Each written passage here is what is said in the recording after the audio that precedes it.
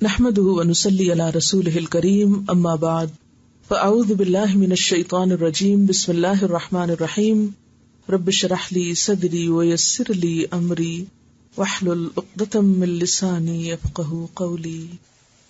سبق نمبر 224، آیت نمبر 53 سے 58 تک، لیسن نمبر 224، آیت نمبر 53 to 58۔ لفظی ترجمہ: یا ایھا الذین آمنوا، اے لوگو جو ایمان لائے ہو، لا تدخلوا، نہ تم داخل ہو، بیوت النبی، نبی صلی اللہ علیہ وسلم کے گھروں میں، الا مگر، ان یہ کہ، یؤذن اجازت دی جائے، لکم تمہارے لیے، الی طعام کھانے کی طرف، غیر نہ، ناظرین دیکھنے والے، اناہ پکنا اس کا، ولیکن لیکن، اذا دعیتم جب بلائے جاؤ تم، فادخلوا تو داخل ہو جاؤ، فَإِذَا طَعِمْتُمْ پھر جب کھانا کھا لو تم، فَانْتَشِرُوا تو منتشر ہو جاؤ، وَلَا اور نہ، مُسْتَأْنِسِینَ آرام پانے والے، مشغول ہونے والے، لِحَدِیثٍ باتوں کے لیے، اِنَّ ذَلِکُمْ بے شک یہ بات، کانا ہے، یؤذی ایذا دیتی،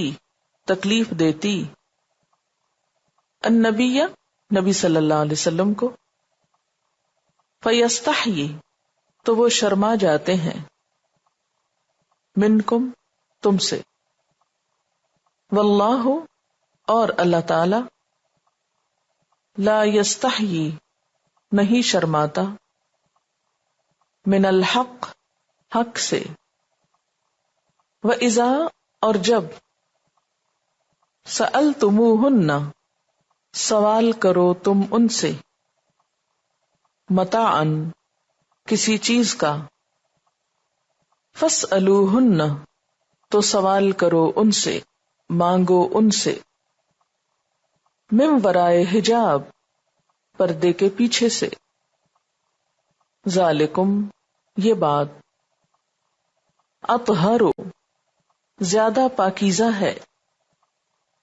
لقلوبکم تمہارے دلوں کے لیے، وقلوبہن اور ان کے دلوں کے لیے، وما کان لکم اور نہیں ہے تمہارے لیے، ان تؤذوا کہ تم ایذا دو، رسول اللہ اللہ کے رسول کو صلی اللہ علیہ وسلم، ولا اور نہ، انکہ تنکہو تم نکاح کرو، ازواجہ آپ کی بیویوں سے، من بعدہ اس کے بعد، ابداً کبھی بھی، ان ذالکم بے شک یہ بات، کانا ہے، عند اللہ اللہ کے نزدیک، عظیمہ بہت بڑی، ان تبدو اگر تم ظاہر کرو گے، شیئن کوئی چیز، او تخفوہ یا تم چھپاؤ گے اس کو، فإن اللہ تو بے شک اللہ تعالی، کانا ہے، بکل شیء علیما ہر چیز کو جاننے والا، لا جناح علیہن نہیں کوئی گناہ ان پر، فی آبائہن اپنے باپوں کے معاملے میں، ولا ابنائہن اور نہ اپنے بیٹوں کے معاملے میں، ولا اخوانہن اور نہ اپنے بھائیوں کے معاملے میں، ولا ابناء اخوانہن، اور نہ اپنے بھائیوں کے بیٹوں کے معاملے میں، ولا ابناء اخواتہن، اور نہ بیٹے ان کی بہنوں کے یعنی بھانجے، ولا نسائہن، اور نہ ان کی اپنی عورتوں کے معاملے میں، ولا ما ملکت ایمانہن، اور نہ ان کے معاملے میں جن کے مالک ہیں ان کے دائیں ہاتھ یعنی غلام، واتقین اللہ، اور ڈرو اللہ سے، ان اللہ، بے شک اللہ تعالی، کانا ہے، علی کل شیء، ہر چیز پر، شہیدا، گواہ، ان اللہ، بے شک اللہ تعالی، وملائکتہ، اور اس کے فرشتے، یصلون، درود بھیجتے ہیں، علی النبی، نبی صلی اللہ علیہ وسلم پر، یا ایھا الذین آمنوا، اے لوگو جو ایمان لائے ہو، صلو علیہ، درود بھیجو آپ پر، وسلموا، اور سلام بھیجو، تسلیما، سلام بھیجنا، ان الذین، بے شک وہ لوگ، یؤذون اللہ، جو ایذا دیتے ہیں اللہ کو، ورسولہ، اور اس کے رسول کو، لعنہم اللہ، لعنت کی ان پر اللہ نے، فی الدنیا والآخرہ، دنیا اور آخرت میں، وأعد لہم، اور تیار کیا ان کے لیے، عذابا مہینا، عذاب رسوا کرنے والا، والذین، اور وہ لوگ، یؤذون، جو ایذا دیتے ہیں، المؤمنین والمؤمنات، مومن مردوں اور مومن عورتوں کو، بغیر مکتسبوا، بے قصور، بغیر اس کے جو انہوں نے کمائی کی، فقد احتملوا، تو تحقیق انہوں نے اٹھا لیا،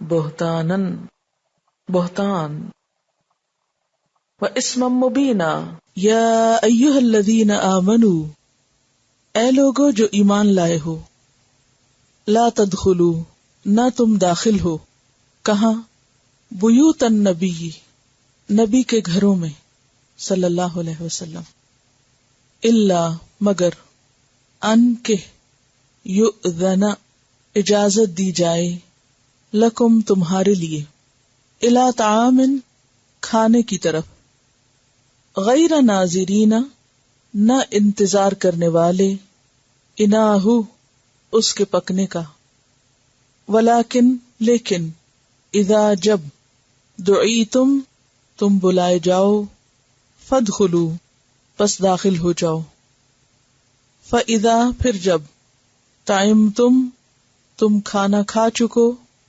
فانتشروا، تو منتشر ہو جاؤ، ولا، اور نہ، مستأنسین، دل لگانے والے، دلچسپی لینے والے، لحدیث، بات میں، ان ذالکم، بے شک یہ بات، کانا ہے، یؤذی، ایذا دیتی، اذیت دیتی، تکلیف دیتی، النبی، نبی کو، فیستحیی، پس وہ شرماتا ہے، منکم، تم سے، واللہ، اور اللہ، لا یستحیی، نہیں شرماتا، من الحق، حق سے، خطاب ہے اہل ایمان سے، اے لوگو جو ایمان لائے ہو۔ عام طور پر جب ایمان کا ذکر کر کے خطاب کیا جاتا ہے تو عموماً عبادات کا یا ایمانیات سے متعلق کوئی حکم ہوتا ہے، لیکن یہاں ہم دیکھتے ہیں کہ عادات، اخلاقیات اور معاملات سے متعلق حکم ہے.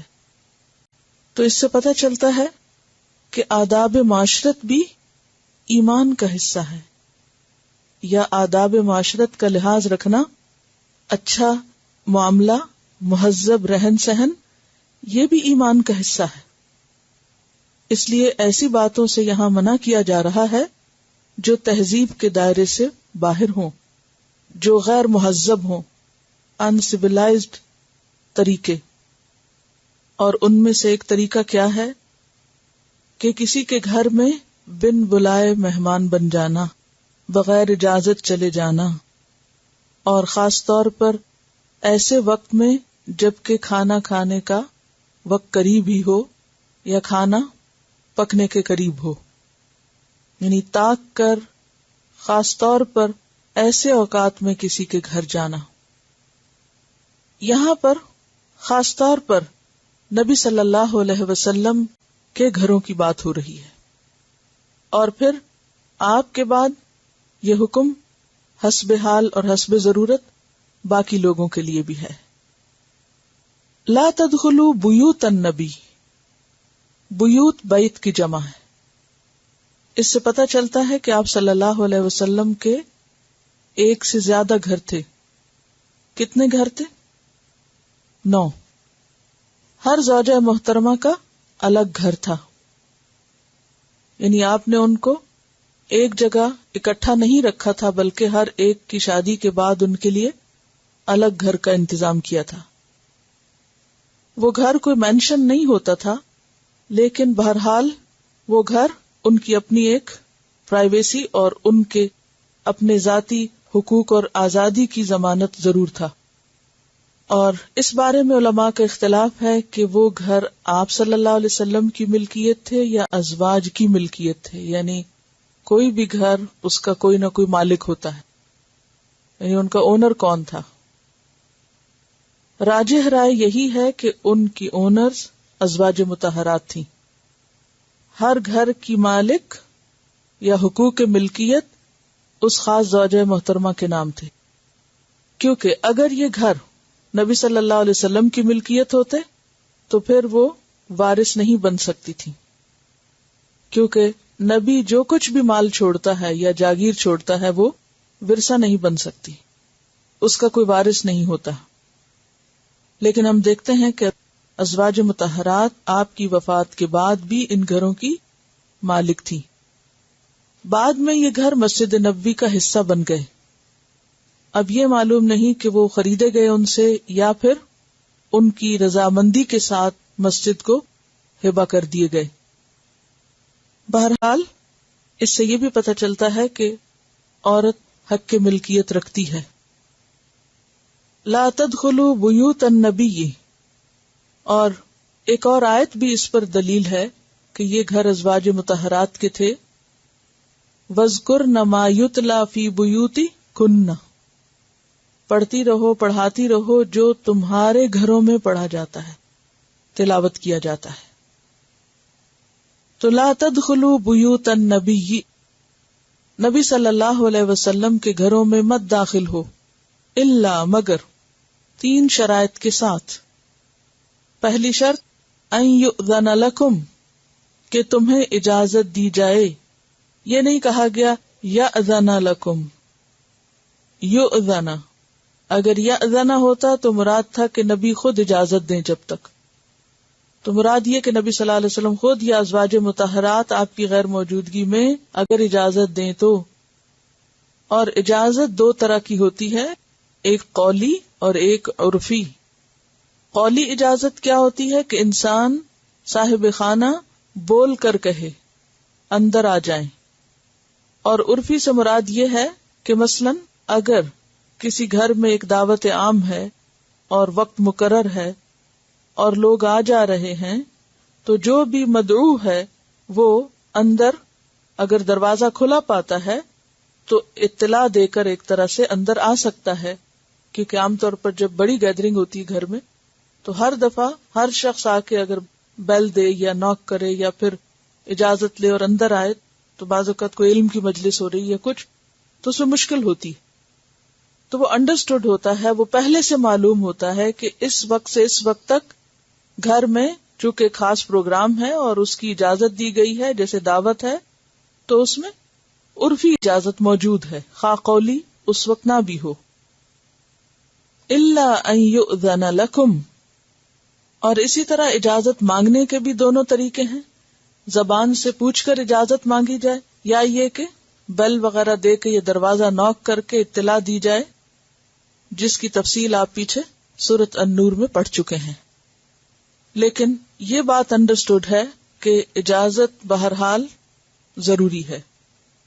دوسری بات، الا طعام، کھانے کی دعوت پر، یعنی نبی جب کھانے کی دعوت پر بلائیں تو جاؤ، یہ اس خاص آیت کی روح سے ہے. لیکن چونکہ اس آیت میں ایک خاص واقعے کی طرف اشارہ ہے، اس لیے خصوصی طور پر کھانے کا ذکر کیا گیا، ورنہ اگر کھانے کے علاوہ کسی اور کام کے لیے بلایا جائے تو پھر اس کام کی مناسبت سے بھی جا سکتے ہیں. اب یہاں پر جو خاص واقعہ ہے وہ آخر میں انشاءاللہ بیان کروں گی. تو دوسری شرط اس آیت کی روح سے کیا ہے کہ ہر وقت نہ چلے جاؤ بلکہ خاص موقع کی مناسبت سے جاؤ، اور وہ موقع یہاں کیا ہے؟ کھانے کی دعوت کا موقع. تیسری شرط، غیر ناظرین اناہ، نہ انتظار کرنے والے اس کے پکنے کا. ناظرین ناظر کی جمع ہے، اور یہاں پر دیکھنے والے کے معنی میں نہیں بلکہ انتظار کرنے والے کے. جب نظر الہ ہو تو دیکھنا معنی ہوتا ہے، لیکن اگر صلے کے بغیر ہے تو انتظار معنی ہے. اس معنی میں ایک اور جگہ پر بھی یہ لفظ استعمال ہوا ہے قرآن مجید میں. کہاں؟ میرا سوال ہے کہ نظر کا لفظ دیکھنے کی بجائے انتظار کرنے کے معنوں میں آیا ہے. نظر کا معنی انتظار، نظر بمعنی انتظار. بات یہ ہے کہ کوئی مجھے کہہ سکتا ہے کہ جی آپ غلط ترجمہ کر رہی ہیں، نظرہ کا معنی ہوتا ہے دیکھنا اور ناظر ہوتا ہے دیکھنے والا، تو آپ ترجمہ کر رہی ہیں انتظار کرنے والے. تو میں آپ سے دلیل مانگ رہی ہوں کہ کیا عربی زبان میں نظرہ کا لفظ انتظرہ کے معنی میں آتا ہے کہ نہیں آتا. یہاں روک کے آپ کو زحمت دینے کا مقصد یہی ہے کہ کل اگر آپ پر کوئی اعتراض کرے تو آپ کو جواب آتا ہو. دیکھیے قرآن مجید میں آتا ہے هل ينظرون الا ان تأتيهم الملائکۃ، تو وہاں ينظرون کا معنی کیا ہے؟ دیکھتے ہیں. کیا معنی ہے؟ نہیں، وہ انتظار کر رہے. تو نظرہ کا لفظ جو ہے یہ انتظرہ کا معنی میں بھی آتا ہے، اور انتظرہ کے طور پر بھی آتا ہے. تو یہاں غیر ناظرین کا معنی دیکھنے والے نہیں کریں گے بلکہ کیا کریں گے؟ انتظار کرنے والے. اناہ، اس کے پکنے کا. یہ الف نون اور یا ہے اس کا روٹ. انا یعنی انا کا معنی ہے کھانے کا پکنا. قرآن پاک میں بین حمیم آن کا لفظ آتا ہے. حمیم کھولتا ہوا، آن ابلتا ہوا، کھولتے پانی کے چشمے کے لیے آتا ہے کہ جہنم میں لوگ جب جہنم میں ستائے جائیں گے پیاس سے تو وہ کیا کریں گے؟ پانی پینا چاہیں گے، اور پانی کے لیے کیا ہوگا؟ ابلتے پانی کا چشمہ، یعنی ابلتا ہوا پانی ملے گا ان کو. تو کھولنا، پکنا، یہ اس کا معنی ہوتا ہے. تو اناہو کا معنی کیا ہے؟ اس کا پکنا. یعنی کھانا جب پکنے کے قریب ہو تو اس وقت کو تاکتے رہنا، انتظار میں رہنا، اور پھر بغیر اجازت، بغیر اطلاع اس وقت داخل ہو جانا، یہ درست نہیں. عربوں کے ہاں جو غیر مہذب عادتیں تھیں ان میں سے ایک عادت یہ بھی تھی کہ وہ بغیر اطلاع، بغیر اجازت لوگوں کے گھر میں ایسے وقت داخل ہو جاتے جب کہ گھر والے کھانا کھانے کے لیے تیاری کر رہے ہوتے. یعنی جیسے کھانے پہ دم پہ رکھا ہوا، بالکل آخری مرحلہ ہے، ٹیبل لگا رہے ہیں یا دسترخوان بچھا رہے ہیں، تو اتنے میں اچانک کچھ لوگ اندر آ جاتے ہیں. اب کھانا اتنا ہی ہے کہ یا تو گھر والے کھائیں یا پھر آنے والے کھائیں. تو یہ حرکت ایک بہت ہی غیر مہذب حرکت ہے کہ انسان طاق میں رہے کہ دوسرے لوگ کب کھانا کھاتے ہیں، کس وقت پکتا ہے، اور اس وقت انہیں تنگ کرنے کے لیے، شرمندہ کرنے کے لیے پہنچ جائے. تو یہاں اس چیز سے منع کیا جا رہا ہے. اور پھر یہ کہ طفیلی بن کے کسی کے گھر میں داخل ہونے سے بھی روکا گیا ہے، بن بلائے مہمان بن کے داخل ہونا. ایک ہوتا ہے عربی میں کہتے ہیں ضیف، مہمان، اور اگر کوئی کہے ضیفن تو اس کا مطلب ہوتا ہے بن بلائے مہمان، یعنی ٹون سے پتہ چلتا ہے کہ ہاں یہ بلائے جان ہے. ضیفن هل عندك ضیف، تو کہیں گے نعم ضیفن، ہے مہمان، یعنی ایسا کہ جس کو ہم مہمان بنانا نہیں چاہتے لیکن وہ زبردستی مہمان بنا ہوا ہے. اور بعض مہمان جن کو بلایا بھی جائے وہ ضیفن کب بنتے ہیں؟ جب وہ آ کر طرح طرح کے مطالبے شروع کر دیں. کبھی کہیں پانی لا دو، پھر کہیں مجھے واش روم کا بتا دو، پھر کبھی مجھے فون کرنا ہے، پھر اپنے فون میں لگ جائیں، اور انہیں اس مجلس کا کوئی آنر یا بلانے والے کی کوئی عزت یا موقع کی کوئی مناسبت سمجھ نہ آئے. وہ آئیں اور صرف اپنی ضروریات ہی پوری کرتے رہیں. انہیں نہ تو گھر والے سے کوئی دلچسپی ہو، نہ اس مقصد سے کوئی ہو جس کے لیے بلایا گیا ہو، اسے صرف اپنے کاموں سے ہی دلچسپی ہو. تو یہ طریقہ بھی ٹھیک نہیں. پھر اس سے یہ بھی پتہ چلتا ہے کہ وقت سے پہلے نہیں داخل ہونا چاہیے جبکہ گھر والے ابھی تیاری ہی کر رہے ہوں. کیوں؟ اس لیے کہ آپ پھر مہمان کو اٹینڈ کریں گے یا کچن میں ہوں گے، دو کام تو بیک وقت نہیں کر سکیں گے. اگر آپ مہمان کو اٹینڈ کرتے ہیں تو کھانا جل جائے گا، اور اگر کھانے کو دیکھتے ہیں تو مہمان ناراض ہوگا. لہذا ایسے وقت میں داخل نہیں ہونا چاہیے کہ جب کھانا بالکل پک چکا ہو اور لگانے کا وقت ہو، اور نہ ہی تاخیر کرنی چاہیے کیونکہ وہ بھی اذیت کا سبب ہو جاتا ہے. یہاں اگرچہ خطاب خاص ہے، ایک خاص موقع کی مناسبت سے ہے، لیکن پھر حکم عام بھی ہے، باقی لوگوں کو بھی اس چیز کو مد نظر رکھنا چاہیے. تو پھر کیسے آنا چاہیے، کیا کرنا چاہیے؟ ولیکن لیکن اذا دعیتم، جب تم بلائے جاؤ. بلائے جاؤ کا مطلب یہ کہ جو وقت بلانے کا مقرر کیا گیا ہو، فادخلوا تو داخل ہو. تو کیا مطلب ہے؟ اجازت کے ساتھ آؤ، بن بلائے مت آؤ، عین کھانا پکنے کے وقت نہ آؤ، اور اسی طرح جب کھانے کے لیے بلایا جائے تو آؤ، یا پھر کسی خاص مقصد کے لیے بلایا جائے تو آؤ.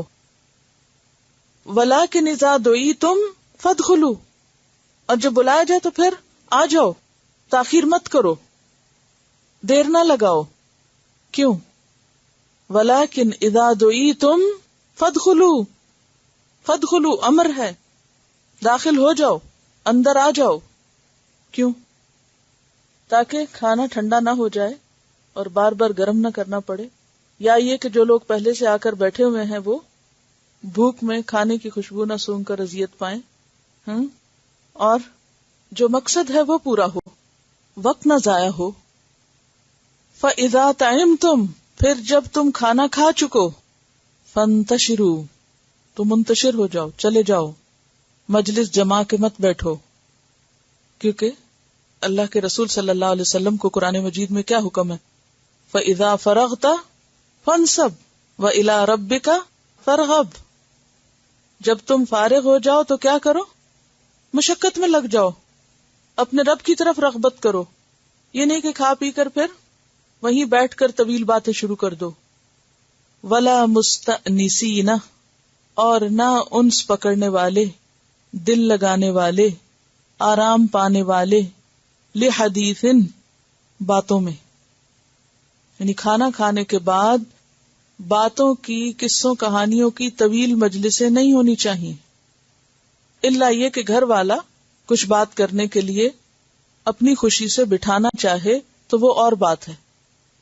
اس سے اسلام کا مزاج پتہ چلتا ہے اور مسلمانوں کے بامقصد ہونے کا پتہ چلتا ہے، اور یہ کہ زندگی کس چیز کا نام ہے، کس قدر اعتدال ہے. یہ بھی نہیں کہا گیا کہ کھانے کی دعوت ہونی نہیں چاہیے اور کھانے کے نام پہ تو اکٹھا ہی نہ ہو، یا کھانے پہ بلایا نہیں جانا چاہیے، بلکہ کیا کہا گیا؟ کھانے پر آؤ. کھانے پہ بلایا جا سکتا ہے، لیکن کھانے کے نام پر پورا پورا دن ضائع کرنا، میزبان کا بھی تھکنا اور مہمانوں کا بھی تھکنا، اور پھر اس کھانے کے بہانے سے دنیا بھر کی باتیں اور قصے اور کہانیاں، اور پھر اچھا کھانا کھانے کے بعد مردار کھانا، یعنی غیبت کر کے، دوسروں کا مذاق اڑا کے، دوسروں کے بارے میں غلط تبصرے کر کے، یہ چیز منع ہے۔ اور پھر اس میں عبادات کے اوقات ضائع کر کے اور اپنے فرائض میں کوتاہی کر کے صرف کھانے کی دعوتیں کرتے رہنا اور لوگوں کو بلاتے رہنا اور زندگی کا مشغلہ بنا لینا، یہ درست نہیں ہے۔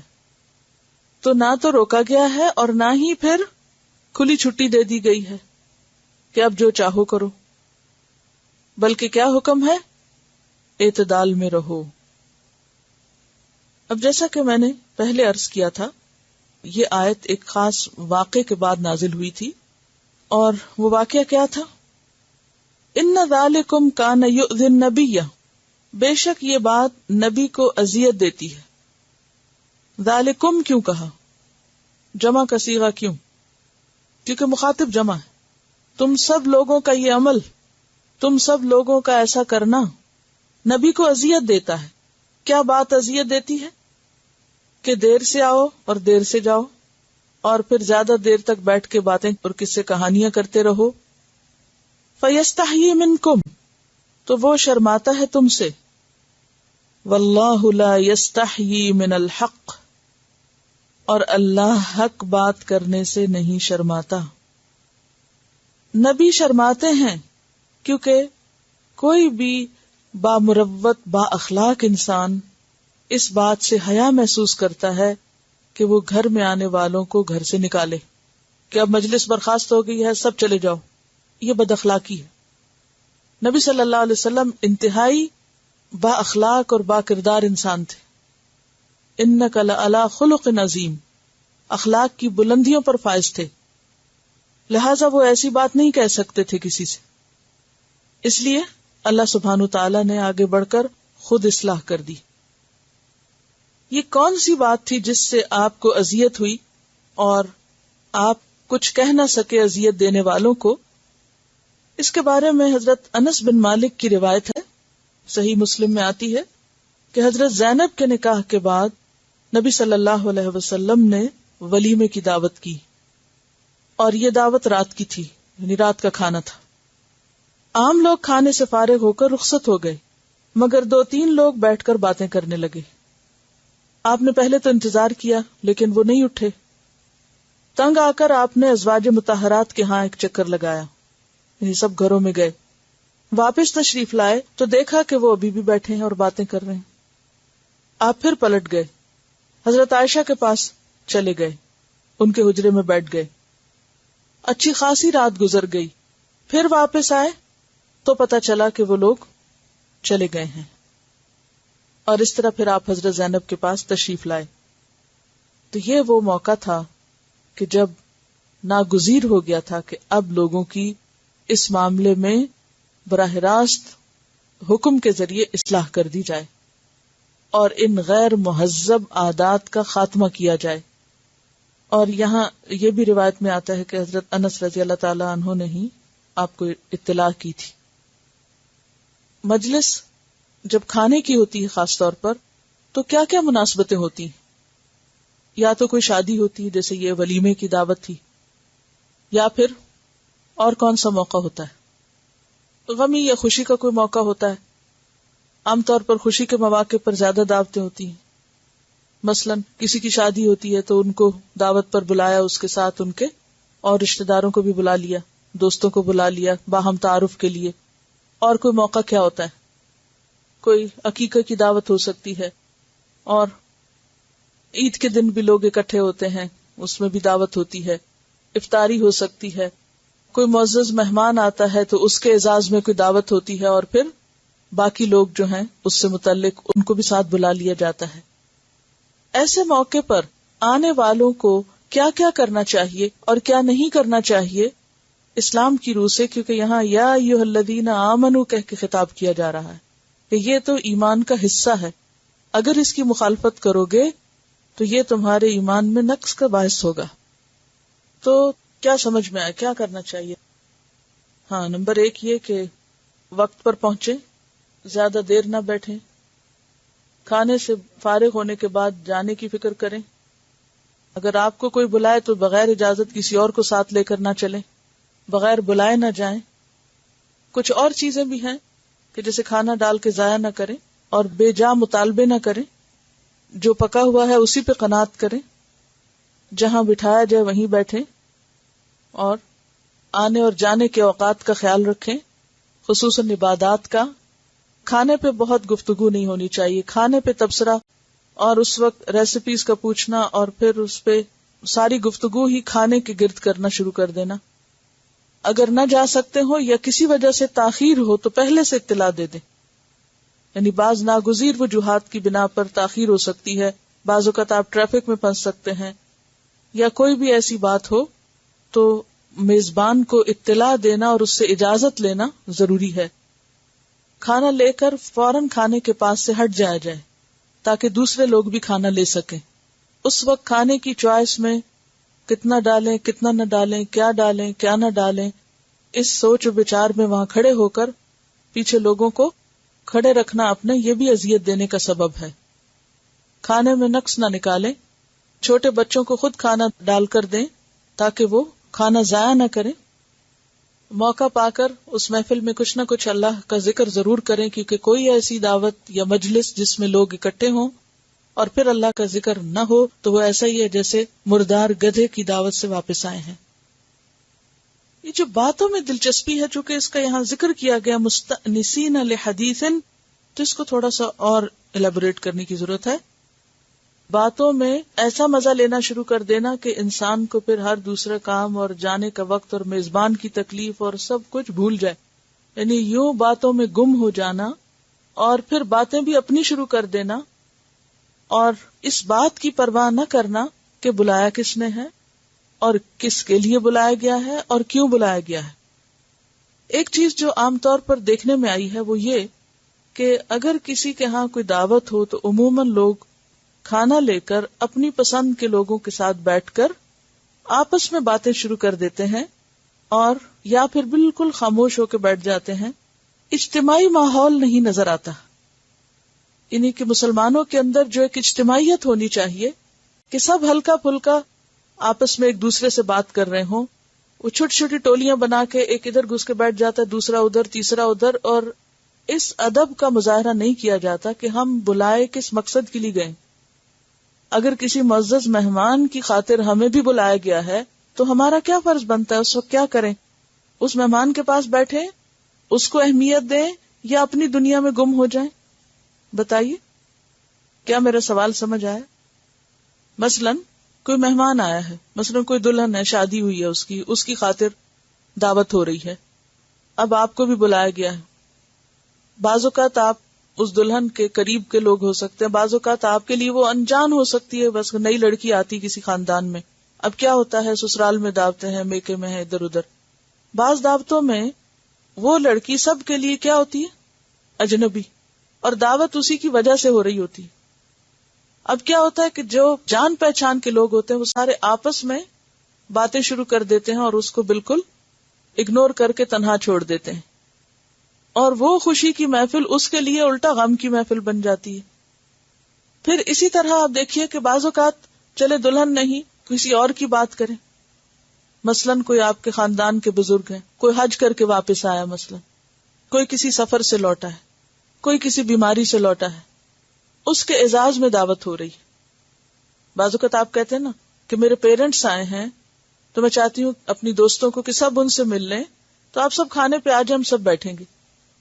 اب کیا ہے کہ جب بہت سے لوگ آئے، وہ آپس میں جو ایک دوسرے کو پہچانتے ہیں وہ آپس میں تو لگ گئے باتیں کرنے، اور بزرگ پیرنٹس بیٹھے ہیں ایک کونے میں، کوئی ان کو پوچھ بھی نہیں رہا. جن کے اعزاز میں دعوت ہوئی ہے ان کی طرف کسی کی توجہ کوئی نہیں. یہ کس قدر بد اخلاقی کی بات ہے کہ جن کی خاطر ہمیں بلایا گیا، جن سے ملاقات کے لیے بلایا گیا ہے، ان سے ہم ملاقات کر ہی نہیں رہے، نہ ان کی سن رہے ہیں، نہ ان کو کچھ سنا رہے ہیں، نہ ان کا حال پوچھ رہے ہیں، اور بعض اوقات تو ان کو کھانا بھی نہیں پوچھا جاتا. سب اپنا اپنا لینے کی طرف دوڑ پڑتے ہیں اور وہ ایک طرف بیٹھے ہوئے ہیں. یہ بالکل چھوٹی چھوٹی کامن سینس کی اور عقل کی باتیں ہیں جن سے اکثریت کو میں نے عاری پایا ہے. پڑھے لکھوں کو بھی ان پڑھوں کو بھی آری پایا ہے. صرف ہمیں اپنی ذات کی فکر ہوتی ہے, اپنی دلچسپی کی اور اپنے شوق کی, کہ ہمارا دل کہاں لگ رہا ہے اور ہمیں کون سی باتیں اچھی لگ رہی ہیں. جی, اور کیا کرتے ہیں؟ یہ کہتی ہیں کہ بعض اوقات دعوت میں بچے بھی ساتھ ہوتے ہیں تو مائیں اپنی باتوں میں لگ جاتی ہیں اور بچے کھانا گرا رہے ہیں, اٹھا رہے ہیں, پھیلا رہے ہیں, کوئی پرواہ نہیں. اچھا, ایک دوسرا ایکسٹریم بھی ہے, اور وہ کیا ہے کہ دعوت ہوئی, کھانا لگا, ماں نے بچے کے لیے کھانا نکالا اور صرف اس کو کھلانے کے اندر مصروف ہے, دنیا کدھر سے جا رہی ہے کدھر نہیں, ان کو اس بات کی کوئی پرواہ نہیں. ان کی ساری دلچسپی اس میں ہے کہ میرے جو 5 بچے ساتھ ہیں میں ان کو پہلے کھانا کھلا لوں.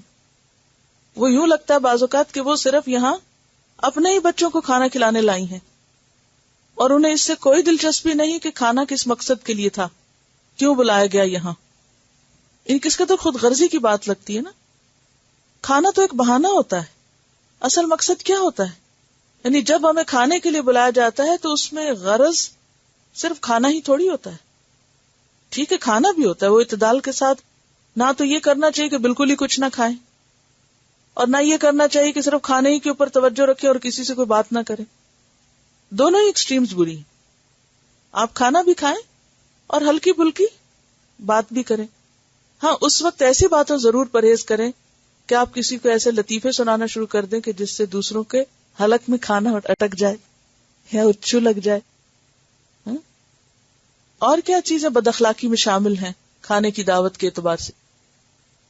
بعض اوقات یہ ہے کہ اس وقت بہت زیادہ سوالات شروع کر دیتے ہیں, اور سوالات بعض اوقات ایسے بھی ہوتے ہیں کہ جو اس مجلس کی مناسبت سے ان کا کوئی تعلق نہیں ہوتا. مثلا سیاسی بحثیں شروع کر دی, فقہی بحثیں شروع کر دی, ایسے سوال شروع کر دیے کہ جس کا سارے سامعین یا حاضرین کو کوئی فائدہ نہ ہو, یعنی 1 to 1 بیس پر. مثلا آپ نے کسی عالم کو بلایا, مثلا ہمارے استاد تھے, جب ہمارے پاس آتے یا ہم انہیں بلاتے تو ہم اور لوگوں کو بھی بلا لیتے کہ وہ بھی استفادہ کریں. تو بعض اوقات لوگ یا تو آپس میں باتیں کرتے رہتے. میرے لیے اس قدر امبیرسمنٹ کی بات ہوتی کہ میں نے اپنے استاد کے لیے بلایا اور یہ آپس میں بیٹھ کے اپنی گپ شپ میں لگے ہوئے ہیں اور احترام کے خلاف ہے. یا تو آپ تشریف نہ لاتے, اور اگر آپ اس شخص کے لیے آئیں تو پھر اس کی سنیں یا اس سے بات کریں. اچھا, بعض اوقات کیا ہے کہ کچھ لوگ وہاں بیٹھ کے ذاتی مسئلے پوچھنے شروع کر دیتے, اور جو باقی مجلس ہیں ان کی اس میں کوئی دلچسپی نہیں. تو یہ کامن سینس کی باتیں ہیں کہ مجلس میں وہ بات کی جائے جس کا تعلق تقریباً سب کے ساتھ ہو. اس وقت ایک شخص کو اپنے ساتھ انگیج کر لینا جو کہ سب کے لیے بیٹھا ہے وہاں, یہ کس قدر غلط بات ہے. یعنی وہ شخص اس وقت ایسی بات کرے جس کا سب کو فائدہ پہنچے, وہ بہتر ہے, یا جس سے آپ اپنے مسئلے شروع کر دیں اور اس کو فرصت نہ لینے دیں کہ وہ کسی اور کی طرف توجہ بھی کرے. اور کیا کرتے ہیں؟ آپ میں سے بھی کچھ لوگوں کا تلخ تجربہ ہوگا کہ ولیمے کی دعوت پر لوگ آئے اور دلہا کو لے کر اتنا مصروف کر دیتے ہیں باتوں میں انٹینشنلی, تاکہ وہ بیوی کے پاس نہ جا سکے, اس کے دوست خاص طور پر. یہ بھی درست نہیں, اور اس کو ہم شغل میلہ سمجھتے ہیں. لڑکیوں کے حصے میں آتا ہے یہ کام کہ اب ہم بیٹھ گئے تم لوگ چائے لے آؤ. چائے منگاتے ہیں اور پھر کہتے ہیں کم کر دو, پھر کہتے ہیں زیادہ کر دو, پھر چینی تھوڑی کر دو, چینی زیادہ کر دو, اور مجھے گرین ٹی پینی ہے اور میں تو بلیک نہیں پیتی, اور معلوم نہیں کیا کچھ.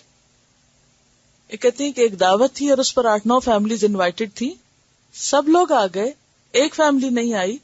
وہ رات کے 11 بجے آیا اور آ کے بتا کہ میری بیٹی کو بخار ہو گیا تھا, تو ہم نے اس کو دوا پلا کے سلا دیا, اور مجھے اچھا نہ لگا کہ اس کو اٹھایا جائے. جب وہ اٹھی ہے تو اب ہم آئے ہیں. کوئی ایک اس کے ساتھ گھر میں ٹھہر جاتا اور باقی لوگ آ جاتے یا آپ معذرت کر دیتے. ایک شخص کی خاطر سب کو اذیت میں مبتلا کرنا اور کسی کے وقت کی قدر نہ کرنا, یہ انتہائی ناسمجھی کی بات ہے, اور یہ سب باتیں ایمان کے ساتھ زیب نہیں دیتی. جی ہاں, بعض اوقات کھانا زیادہ ڈال کے اس کو بھی ضائع کرتے ہیں اور کسی کے بھی کام کا نہیں چھوڑتے اس کو. بعض لوگوں کو کھانا کھانے کے ایٹیکیٹس نہیں ہوتے, وہ ایسے بےہودہ طریقے سے کھاتے ہیں کہ دوسروں کو دیکھ کے نفرت آتی ہے. اصل میں احسان مندی اور شکر گزاری تو ہے ہی نہیں ہمارے دل میں کسی کے لیے. عموماً آپ دیکھیے لوگ شادیوں سے خوش واپس نہیں آتے, کھا پی کر واپس باہر نکل کے تو تنقید کریں گے. کسی دعوت سے واپس آئیں تو راضی نہیں ہوتے. کسی بھی موقع کی مناسبت سے شکر گزاری اور کسی کا احسان ماننا تو سرشت میں ہی نہیں. لسٹ اس لیے گنوائی جا رہی ہے کہ سب اپنے آپ کو جائزہ لے لیں، کیونکہ اس کے بغیر ہمیں احساس نہیں ہوتا. اس لسٹ کا ذکر کرنا ضروری ہے. اس کا یہ مطلب نہیں ہے کہ یہ لسٹ میں آپ لوگوں کے لیے بتا رہی ہوں، یہ میرے لیے بھی ہے. اصل بات یہ ہے کہ جب تک ہم زندگی کا کوئی مقصد نہیں بنائیں گے نا، تو ان چیزوں کی اصلاح نہیں ہو سکتی، کیونکہ ہم فارغ لوگ ہیں. دعوتیں ہماری زندگی کا مقصد بن چکی ہیں. دعوت مقصد زندگی نہیں ہے، یا وہ ایک نارم نہیں ہے. وہ کیا ہے؟ وہ ایک حصہ ہے معاشرت کا، باہم میل جول کا. تو اس کے بعد آپ دیکھیں کہ ہر تھوڑی دیر کے بعد اذان ہو رہی ہے، نماز کا وقت ہے. اگر کوئی شخص 5 وقت کی نماز ہی وقت پہ پڑھنا چاہے یا مسجد میں نماز پڑھنے کا عادی ہو، تو وہ تو اتنے لمبے کوئی بھی شغل نہیں کر سکتا. چونکہ فرائض سے ہم نے کوتاہی کی تو نتیجہ کیا ہوا؟ سارا شرازہ ہی بکھر گیا پورے دین کا. کہ اگر نمازوں ہی کی صحیح پابندی کر لی جائے تو باقی چیزیں جو ہیں وہ اپنے اپنے ٹھکانے آ جائیں. بہرحال ہم عبادات بھی سیکھ لیتے ہیں اور باقی چیزوں میں بھی اچھے ہوتے ہیں، لیکن اصل خرابی معاملات سے شروع ہوتی ہے. اور معاشرت کی خرابیاں جو ہیں وہ بعض اوقات عبادات کو بھی ضائع کرنے کا سبب بن جاتی ہیں. تو اس لیے نبی صلی اللہ علیہ وسلم کے گھرانے کو سامنے رکھ کر سب کی اصلاح کی گئی کہ ایسی چیزوں سے پرہیز کیا جائے جو دوسروں کے لیے اذیت کا سبب ہوں. اصل بات یہ کہ ہمیں وقت کی اور زندگی کی قدر نہیں ہے، کیونکہ اگر ہمیں یہ پتا ہو کہ یہ ایک دن ایک ہی دفعہ ملا ہے تو شاید ہم پھر اپنا اور دوسروں کا، کیونکہ اگر ہم دوسروں کا وقت ضائع کرنے کا سبب بنتے ہیں تو وہ بھی نقصان دہ ہے، یعنی ان کا ذمہ بھی ہم ہی پہ آئے گا.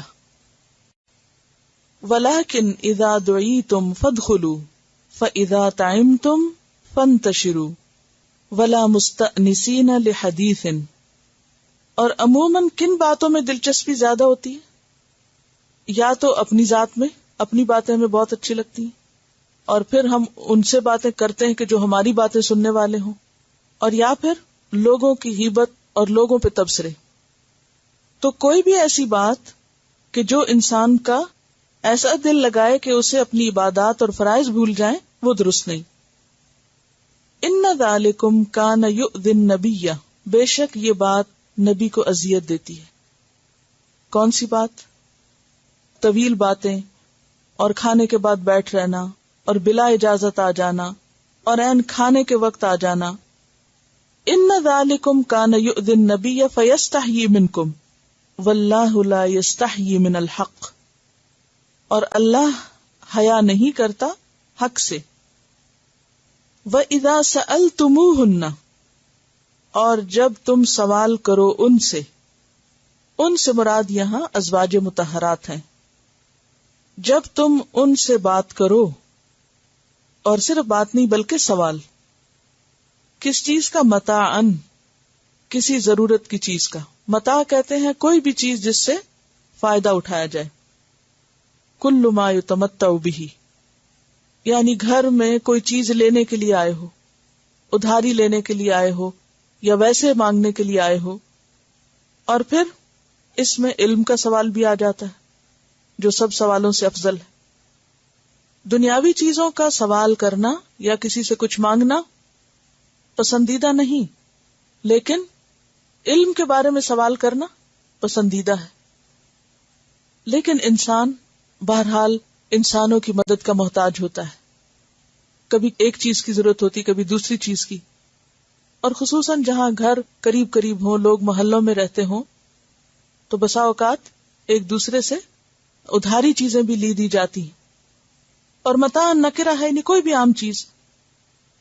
فاسألوہن، تو سوال کرو ان سے، مانگو ان سے. من ورائے حجاب، حجاب کے پیچھے سے.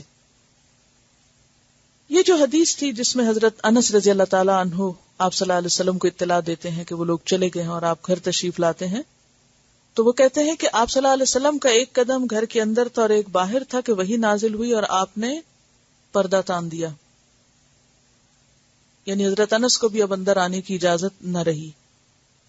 اس سے پہلے حجاب کا حکم نہیں آیا تھا ازواج مطہرات کے لیے. حضرت عمر رضی اللہ تعالیٰ عنہ کے بارے میں آتا ہے کہ وہ متعدد بار اللہ کے رسول صلی اللہ علیہ وسلم سے کہہ چکے تھے کہ اے اللہ کے رسول صلی اللہ علیہ وسلم، آپ کے ہاں اچھے برے ہر قسم کے لوگ آتے ہیں، کاش آپ اپنی ازواج کو پردے کا حکم دیتے. یہ بخاری کی روایت ہے. لیکن آپ نے ایسا کوئی حکم اپنے پاس سے نہیں دیا. سورۃ نور یاد رکھیے بعد میں نازل ہوئی، یعنی جو استیزان کا حکم ہے پہلے یہیں پر آیا ہے. تو جب یہ آیات نازل ہوئی تو آپ صلی اللہ علیہ وسلم نے کیا کیا؟ حضرت انس کو اندر نہیں آنے دیا بلکہ پردہ تان دیا، اور اس کے بعد تمام ازواج مطہرات کے گھروں کے سامنے پردے ڈال دیے گئے، اور کسی کو بھی اجازت کے بغیر اندر جانے اور پردہ ہٹانے یا جھانکنے کی اجازت نہ رہی. اور صریحاً حکم دیا گیا کہ اب اگر تمہیں کوئی کام ہو ازواج مطہرات سے تو کیا کرو؟ باہر کھڑے ہو کر پردے کے پیچھے سے بات کرو، لین دین کرو. یہ نہیں کہا کہ تم بات نہیں کر سکتے، بلکہ کیا کہا؟ فاسألوہن، ان سے سوال کر سکتے ہو، بات کر سکتے ہو، لیکن حجاب کے پیچھے سے. یہاں حجاب سے مراد جسم کا حجاب نہیں بلکہ گھر کا پردہ مراد ہے، کرٹن مراد ہے، ستر مراد ہے. ذالکم، پھر وجہ بتائی کہ پردے کے پیچھے کھڑے ہو کر کیوں بات کرو. یہ بات اطہر، زیادہ پاکیزہ ہے طہارت سے، لقلوبکم، تمہارے دلوں کے لیے. کس کے دلوں کے لیے؟ صحابہ کرام کے. وقلوبہن، اور ان کے دلوں کے. وہ کون ہے؟ ازواج مطہرات. پردے کے پیچھے سے بات کیوں کرو؟ تاکہ تمہارے دل بھی پاکیزہ رہیں اور ان کے دل بھی پاکیزہ رہیں. یہ ہے پردے کی حکمت اور پردے کی علت، وجہ، سبب. کیا؟ کہ انسان فتنے سے محفوظ ہو جائے. ہر وہ چیز جو دلوں کو میلا کرے، دل کی خرابی کا سبب بنے، اس سے پرہیز کرنا لازم ہے. اور اس کے لیے شریعت نے یہ حدود ہمیں دی ہیں کہ یہ طریقے اختیار کرو کہ جس سے دلوں میں خرابی پیدا نہیں ہوگی. اب یہاں یہ ہے کہ قلوبکم ایک طرف کی خرابی اور قلوبہن دوسری طرف کی، اور تیسرا احتمال دونوں طرف کی، یعنی نہ تمہارے دلوں میں کوئی خرابی آئے گی نہ ان کے آئے گی، یا دونوں کے نہیں آئے گی. کیونکہ حدیث میں آتا ہے نا کہ جسم میں ایک ٹکڑا ہے، مضغۃ فی الجسد، اذا صلحت صلح الجسد کلہ، اگر وہ ٹھیک رہا تو سب کچھ ٹھیک ہے، سارا جسم ٹھیک ہے. وَإِذَا فَسَدَتْ فَسَدَ الْجَسَدُ كُلُّهُ، اگر وہ بگڑ گیا تو سارا جسم بگڑ گیا. الا وہی القلب، سنو کہ وہ ٹکڑا دل ہے. تو یہاں پر پردے کا اصل مقصد کیا بتایا گیا؟ کہ دل درست رہے، اور دلوں کی درستگی پر ہی تقوی کا انحصار ہے. تقوی کس چیز کا نام ہے؟ آپ صلی اللہ علیہ وسلم نے تقوی کا مقام کیا بتایا؟ التقوی ہا ہونا، تقوی دل میں ہے، اور تقوی پر ہی انسان کی فلاح اور کامیابی کا انحصار ہے. تقوی ہی سے ہدایت ملتی ہے. ذالک الکتاب لا ریب فیہ ھدی للمتقین. اور تقوی میں خلل کس چیز سے آتا ہے؟ تقوی میں خلل ڈالنے والی چیز کیا ہے؟ دلوں کی میل. اور دلوں کی میل کے کئی اسباب ہیں، ان میں سے ایک سبب مرد اور عورت کا شریعت کی حدود کو پامال کرنا، اس انداز میں باتیں کرنا، یا اس طرح کا تعلق کسی بھی مرد اور عورت کا ہونا کہ دونوں کے دل ایک دوسرے کی طرف مائل ہوں، دلوں میں خرابی آئے، کجی آئے، اور جس کی وجہ سے دل کا سارا دھیان اور رجحان جو ہے وہ اسی کی طرف ہو جائے، اور باقی ذمہ داریاں اور فرائض اور اپنے معمولات ان کو انسان بھلا دے، اپنے بیوی بچوں سے، شوہر سے غافل ہو جائے، اپنی عبادات سے غافل ہو جائے، اور ایک ایسی چیز کے بارے میں سوچنا شروع کر دے کہ جس میں انسان کا کچھ بھی فائدہ نہیں، کچھ بھی حاصل نہیں سوائے فتنے کے اور شر کے اور فساد کے. تو اس لیے پردے کا حکم دیا گیا. ذالکم اطہر لقلوبکم وقلوبہن. اب آپ دیکھیے کہ صحابہ کرام تمام اہل ایمان میں سے تقوی اور پاکیزگی کے اعتبار سے کیا ہیں؟ اعلیٰ درجے پر ہیں. کیا اللہ تعالیٰ کو ان سے کسی خرابی کا اندیشہ تھا کہ وہ ازواج مطہرات جن کو اللہ نے امت کی مائیں قرار دیا، ان کے بارے میں کچھ برا سوچیں گے؟ یا ازواج مطہرات جن کو اللہ نے اپنے نبی کے گھر کے لیے چنا اور جن کا مقام اتنا بلند کیا، ان سے بڑی بھی کوئی عورت ہو سکتی ہے؟ ہرگز نہیں. ان سے پاکیزہ کردار، ان سے زیادہ عفت مآب کوئی بھی نہیں. لیکن چونکہ شیطان انسان کے ساتھ ہے، وہ ہر ایک کے پیچھے پڑتا ہے، اور شیطان کا حملہ کہاں زیادہ ہوتا ہے؟ جہاں وہ دیکھتا ہے کہ معاملہ زیادہ مشکل ہے. شیطان کسی کو بھی نہیں چھوڑتا، نہ کسی نیک کو اور نہ کسی بد کو، نہ صحابہ کرام کو، نہ ازواج مطہرات کو. اس کا کام کیا ہے شیطان کا؟ دلوں میں وسوسے ڈالنا. اور اگر وہ ان کے پیچھے ہے تو کیا وہ ہمیں چھوڑ دے گا؟ کوئی عورت کیا یہ کہہ سکتی کہ میرا دل ازواج مطہرات سے زیادہ پاک ہے؟ کوئی مرد یہ کہہ سکتا ہے کہ میں صحابہ کرام سے زیادہ نیک اور متقی ہوں؟ کوئی بھی نہیں کہہ سکتا. پھر بار بار پردے کا حکم آنے پہ یہ کہنا کہ نیت صاف ہونی چاہیے، دل پاک ہونے چاہیے. پردہ تو دل میں ہوتا ہے. یہ کس قسم کا پردہ ہے کہ جو ازواج مطہرات کو نہیں پتا چلا، صحابہ کرام کو نہیں پتا چلا؟ ان کو تو اللہ نے حکم دیا کہ حدود میں رہ کے بات کرو تاکہ دل میلے نہ ہو، اور ہمارے لیے کوئی خطرے کی بات ہی نہیں، اور ہمیں کسی شریعت کی پابندی کی ضرورت ہی نہیں. کیونکہ بعض لوگ کہتے ہیں نا کہ نہیں، یہ حکم صرف آپ کے لیے خاص ہے. تو خصوصیت کی وجہ کیا ہے کہ آپ ہی کے لیے خاص کر دیا جائے؟ اگر تو کیا وجہ ہے؟ کیا یہ وجہ صرف وہاں تھی، کہیں اور نہیں ہے؟ اگر کوئی کہتا نہیں ہم تو بہت ہی پاک باز لوگ ہیں اور بہت ہی اعلیٰ ہیں اور ان سے بھی اعلیٰ ہیں، ہمیں نہیں ضرورت، تو پھر اور بات ہے. حضرت عمر رضی اللہ تعالیٰ عنہ کے بارے میں آتا ہے کہ انہوں نے ایک مرتبہ ازواج مطہرات کو خود خطاب کر کے کہا، جبکہ پردے کا حکم نہیں آیا تھا، کہ اگر آپ کے حق میں میری بات مانی جائے تو میری نگاہیں تم لوگوں کو کبھی نہ دیکھیں. یعنی میرا دل نہیں چاہتا کہ میں تم کو دیکھوں، کیونکہ اللہ کے رسول کی ازواج ہیں، اعلیٰ ترین مقام پر ہیں. وَمَا كَانَ لَكُمْ، اور نہیں ہے تمہارے لیے، ان تؤذوا رسول اللہ، کہ تم اذیت دو رسول اللہ کو، اللہ کے رسول کو اذیت دو. کس طرح؟ ان کی ازواج کا یہ احترام نہ کر کے. ولا، اور نہ، ان تنکحوا، کہ تم نکاح کرو، ازواجہ، آپ کی ازواج سے.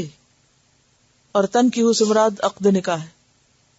من بعدہ، آپ کے بعد، اور بعد ہی سے مراد یعنی آپ کی وفات کے بعد یا آپ کے نکاح کے بعد.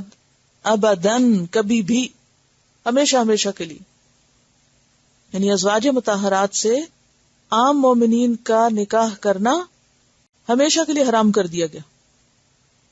ان ذالکم، بے شک یہ بات، کان عند اللہ عظیما، ہے اللہ کے نزدیک بہت بڑی. دیکھیے کہ اللہ سبحانہ تعالیٰ کی نگاہ میں ازواج کا مقام کیا تھا، کیا عزت تھی، کیا مرتبہ تھا، کہ اللہ سبحانہ تعالیٰ آپ کے بعد کسی کے لیے یہ حلال ہی نہیں چھوڑ رہے کہ کوئی ان سے نکاح کرے، کیونکہ وہ نبی کی بیوی ہیں.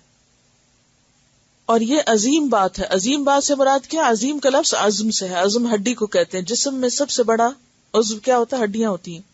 اور ہڈی جو جسم کا سخت ترین حصہ بھی ہوتی ہے، یعنی بہت بڑی ہے، یعنی بہت شدت کے اعتبار سے بھی بہت سخت چیز ہے یہ، کہ کوئی ایسا سوچے بھی.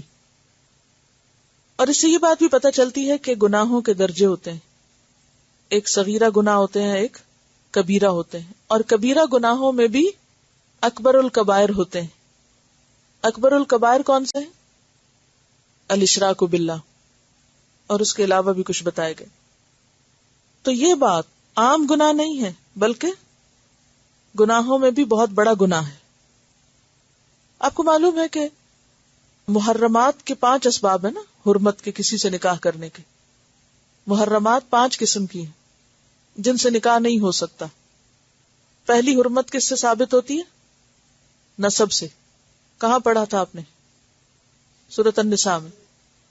نسب سے حرمت ہوتی، اور اس میں 7 خواتین تھی. تفصیل یاد ہوگی آپ کو پیچھے.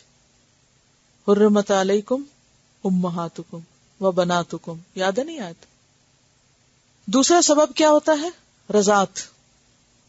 وَأُمَّهَاتُكُم مِّنَ الرَّضَاعَةِ، ٹھیک ہے نا. پھر اس کے علاوہ سحر سے. وَحَلَائِلُ أَبْنَائِكُم، بیٹوں کی بیویاں، یعنی بہو سے نہیں نکاح ہو سکتا چاہے بیٹا نہ بھی ہو، یعنی فوت ہو جائے یا طلاق دے. تو سحر سے 3 سبب ہو گئے، نسب، رضاعت، سحر. پھر لعان، جس عورت کو شوہر لعان کے بعد چھوڑ دے تو اس کے بعد ان کا نکاح کبھی بھی نہیں ہو سکتا. اور پھر احسان، کہ کوئی عورت جو کسی اور کے نکاح میں ہو وہ دوسرے مرد کے لیے حرام ہے. ٹھیک ہے. اور یہاں ایک اور حرمت کا ذکر ہے، اور وہ کیا ہے؟ ازواج مطہرات سے نکاح حرام ہے. ولا ان تنکحوا ازواجہ من بعدہ ابدا ان ذلکم کان عند اللہ عظیما. ان تبدوا شیئا، اگر تم ظاہر کرو گے کوئی چیز، کوئی بات، او تخفوہ، یا تم اس کو چھپاؤ گے، فإن اللہ کان بکل شیء علیما، تو بے شک اللہ تعالی ہر چیز کو جاننے والا ہے، ہر چیز کو، ظاہری کو بھی اور چھپی ہوئی کو بھی. سورۃ غافر آیت 19 میں آتا ہے یعلم خائنۃ الاعین وما تخفی الصدور، وہ جانتا ہے نگاہوں کی خیانت کو اور جو دل چھپاتے ہیں، جو کچھ دلوں میں چھپا ہوا ہے. ٹھیک ہے. یعنی اگر کسی نے کوئی بات زبان سے بولی، کوئی خرابی کی بات یا دل میں چھپا کے رکھی، سب اس کو پتا ہے، اس سے کچھ بھی نہیں چھپا ہوا. انسان لوگوں سے چھپا سکتا ہے دل کی خرابیاں، دل کے فتنے، دل کے برے خیالات، جن چیزوں سے اللہ نے منع کیا ہے ان کے بارے میں سوچتے رہنا، یہ بندوں سے تو انسان چھپا سکتا ہے. کسی لڑکی کا کسی مرد سے نکاح کے بغیر دوستی کا تعلق ہونا اور خرابی کی کام کرنا لوگوں سے تو چھپ سکتا ہے، لیکن اللہ سے نہیں چھپ سکتا. اسی طرح او تبدو، بعض کہتے نہیں ہم تو چھپ کے نہیں کر رہے، ہم تو اللہ اعلان کر رہے. چھپی دوستی منع ہے، ظاہری تو کوئی نہیں منع. تو کہا ان تبدو شیئن، چاہے کھلم کھلا بے حیائی کا کام کرو یا چھپ کے کرو، فإن اللہ کان بکل شیء علیما، کوئی اور نہ دیکھ رہا ہو، کوئی اور نہ جانتا ہو، وہ تمہیں دیکھتا ہے، وہ جانتا ہے، اس سے کیسے چھپاؤ گے. چلیے اس آیت کی تلاوت سنیے. پھر اس کے ان کا سوال یہ ہے کہ اگر کوئی آ جاتا ہے گھر پہ اور جانے کا نام ہی نہیں لیتا، تو حضور صلی اللہ علیہ وسلم تو بہت ہی بااخلاق تھے، تو وہ شرماتے تھے، تو ایسے وقت میں کرنا کیا چاہیے؟ جی وہ چلے جاتے، پھر گھر والوں کو بھی بلا لیتے کہ نماز کا وقت ہو رہا ہے، چلو چلیں. کیا حدیث میں آتا ہے کہ لا یأکل طعامک الا تقی، یہ سن رکھا ہے آپ نے، حدیث ہے نا، نہ کھائے تیرا کھانا مگر متقی. کیوں اتنا وقت اس آیت پہ لگایا؟ کہ بہت سے نمازی، بظاہر نمازی پرہیزگار، دین کے بیسک اخلاق سے آ رہی ہیں، کامن سینس سے آ رہی ہیں.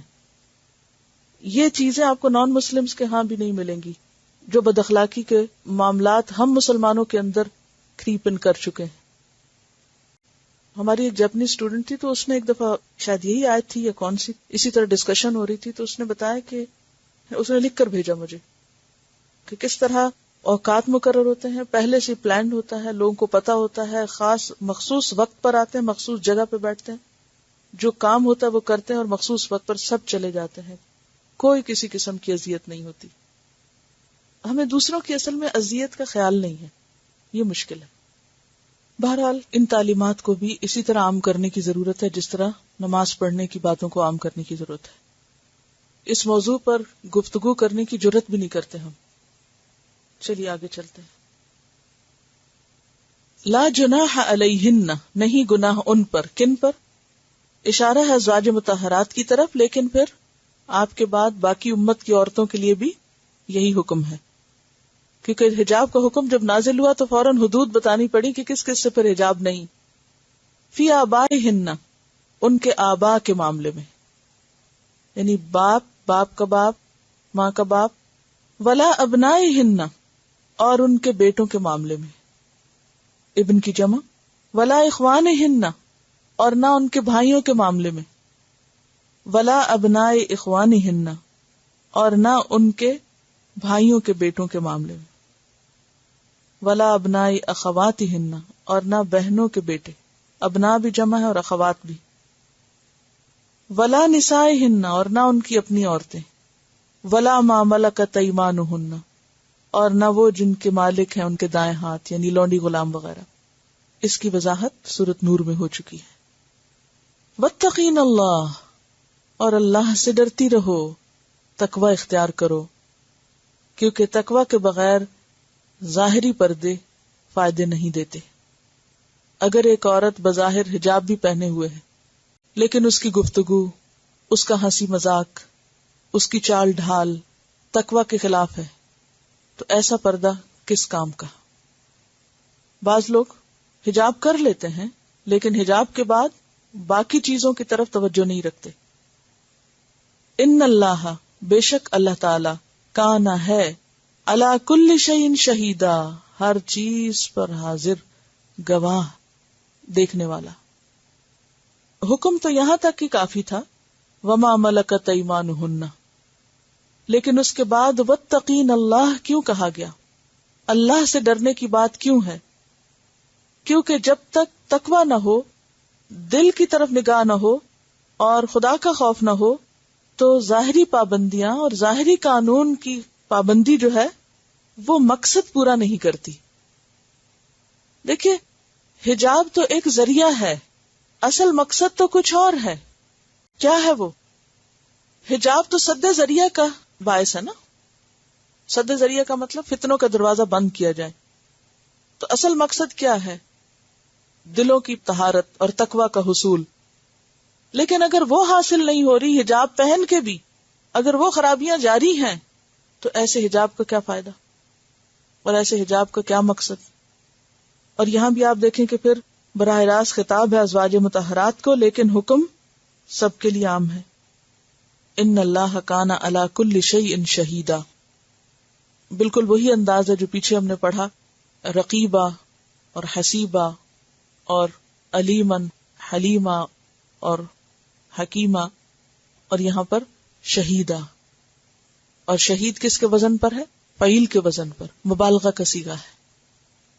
بہت زیادہ دیکھنے والا ہے اللہ، خوب نگاہ رکھے ہوئے. وہ خود گواہ ہے ان ساری باتوں کا کہ کون عورت کہاں کس حکم کی مخالفت کرتی.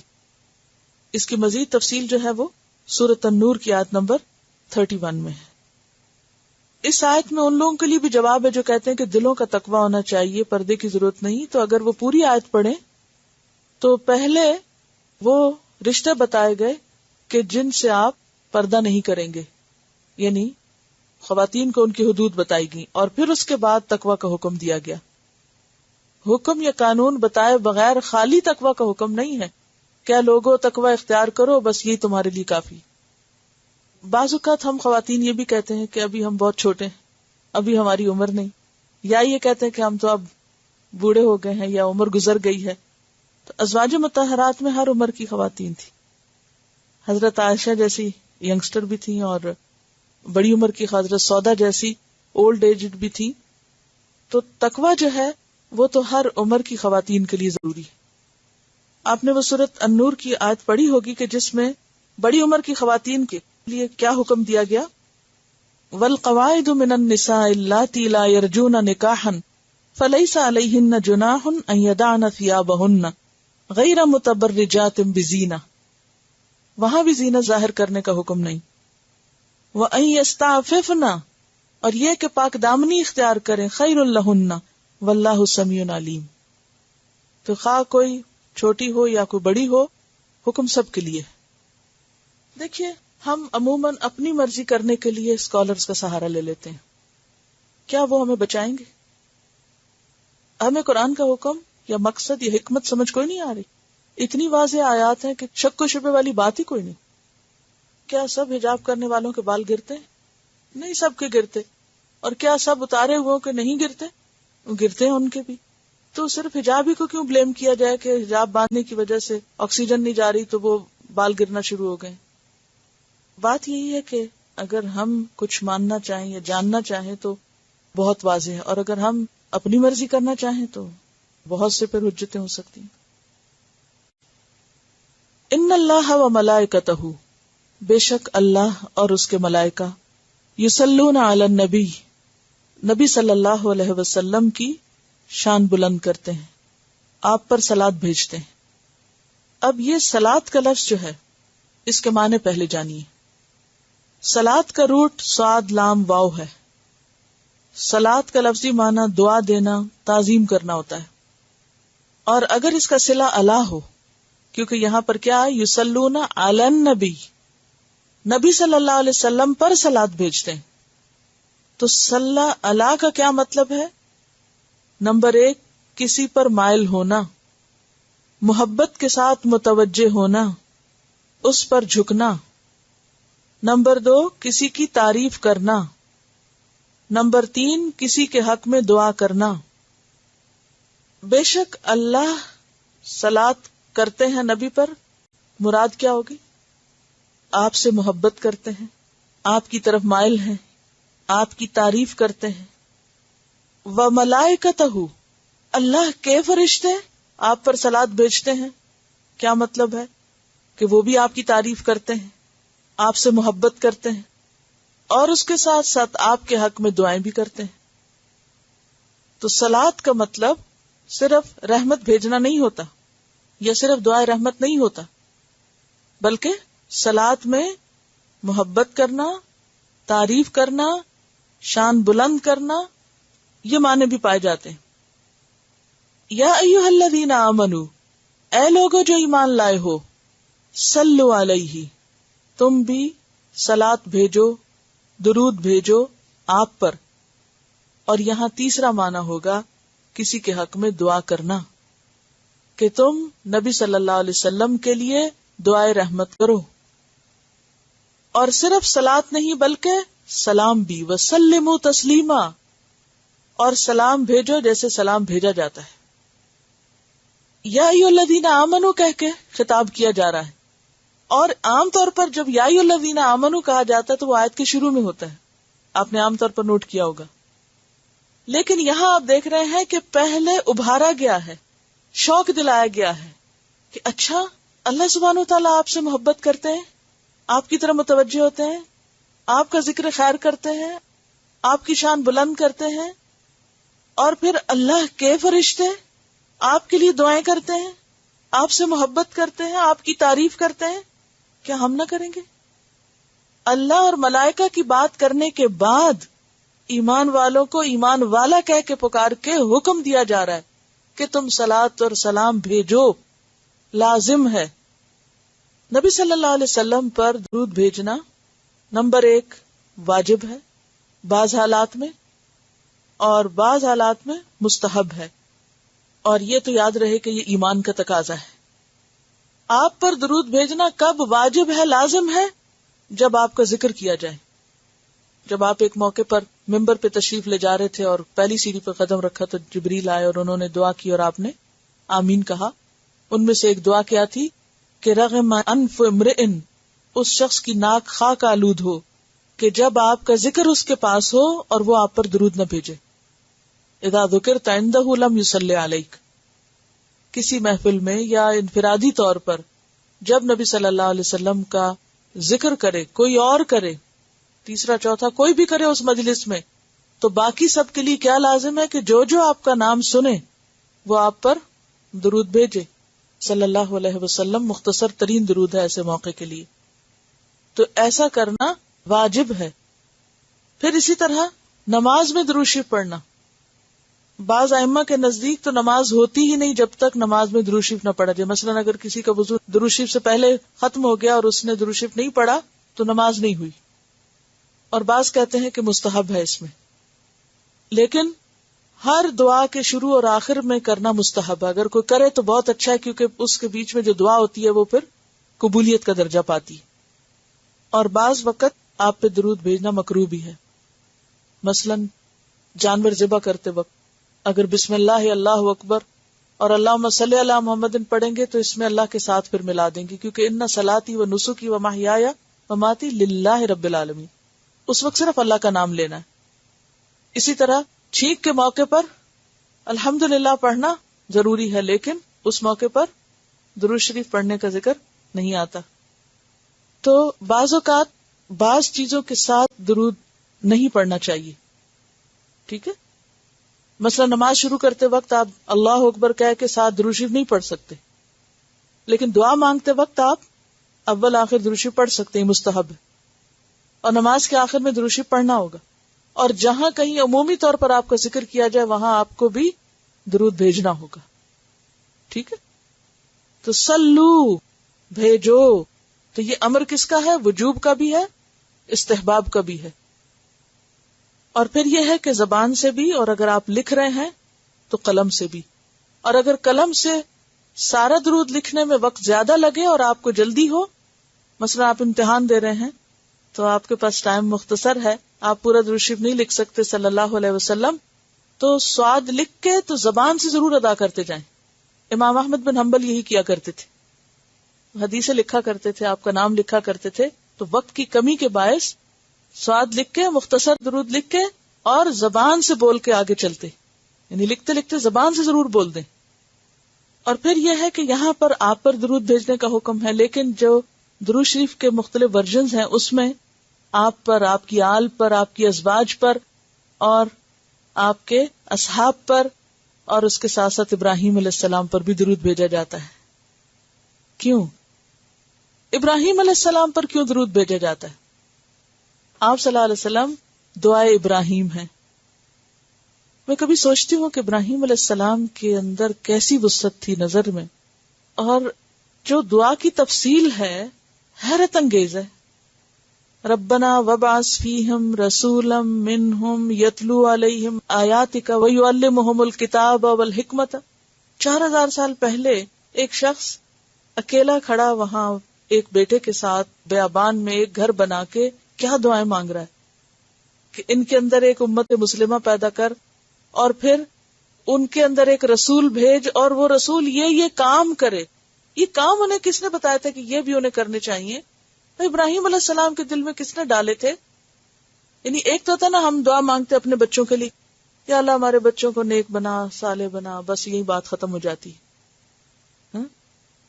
ہم اس سے آگے کچھ منہ سے بول کے مانگتے بھی نہیں ہیں کہ کیا دیں ہمارے بچوں کو. وہ کیا مانگ رہے ہیں؟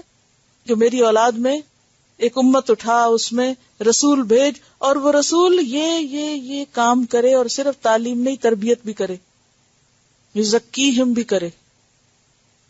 تعلیم تو کتابوں سے ہو جاتی، آپ کوئی کتاب پڑھ لیں آپ کو بہت سی انفارمیشن ہو جائے، لیکن تربیت صرف استاد کرتا ہے. تربیت کتابوں سے نہیں ہوتی، تربیت استاد کا کام ہوتا ہے. تو نبی صلی اللہ علیہ وسلم چونکہ معلم تھے، تو ہمارے سب سے بڑے اور پہلے معلم جو ہیں انہوں نے صرف تعلیم نہیں دی، بلکہ وہ خرابیاں، وہ غیر مہذب عادتیں جو جاہلی معاشرے میں تھیں ان کو بھی دور کیا، اور نکھار دیا ان لوگوں کو جو آپ کے زیر تربیت تھے. اور پھر آپ کے بعد وہ دنیا کے امام بنے.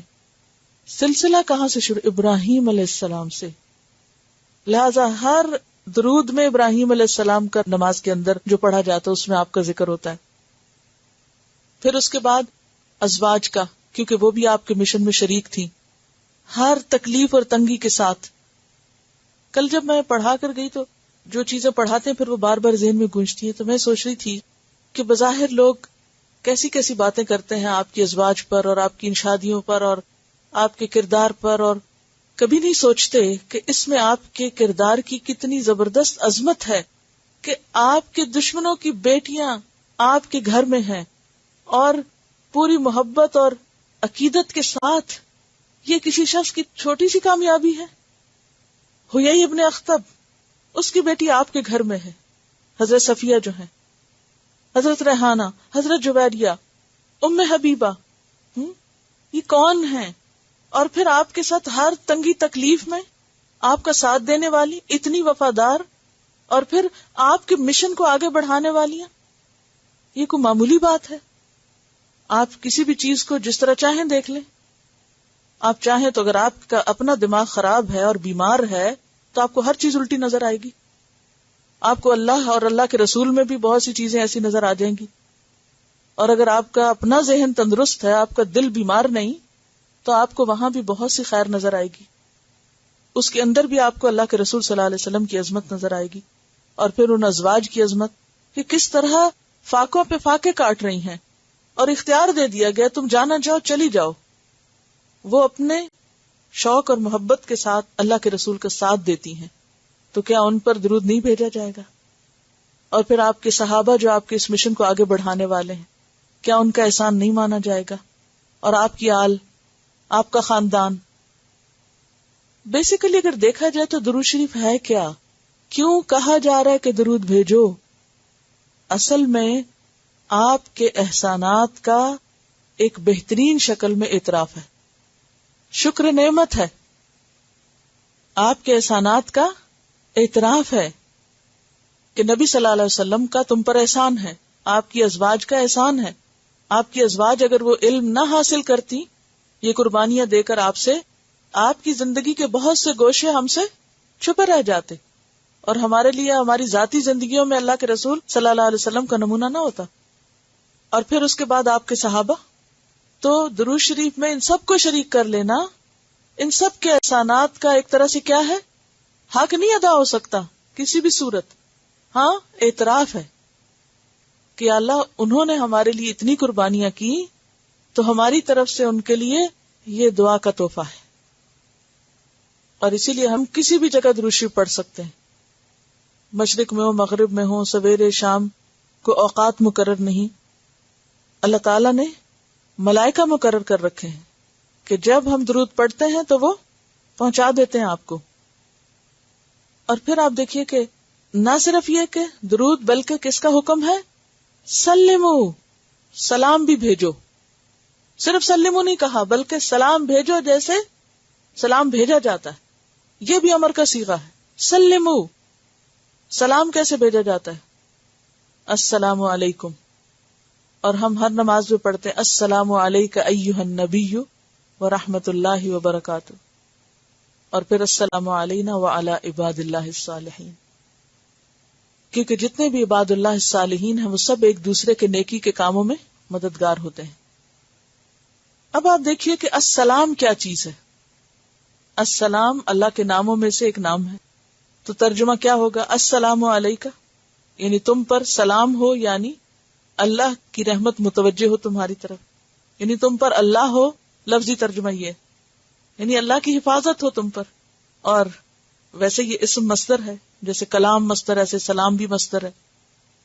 تو اگر مصدر ہو تو اس میں پھر دعا کا معنی کہ سلم اللہ علیکہ سلامتن، کہ اللہ تم پر سلامتی رکھے، یعنی تمہیں آفات سے بچائے. اور سلامتی دو طرح کی ہوتی ہے، ایک حسی اور ایک مانوی. حسی سلامتی کیا ہوتی ہے؟ جیسے مال کی سلامتی، بدن کی، اولاد کی، یہ سلامتی کیا ہے؟ حسی. اور مانوی سلامتی ایمان کی، تقوی کی. تو سلموا تسلیما.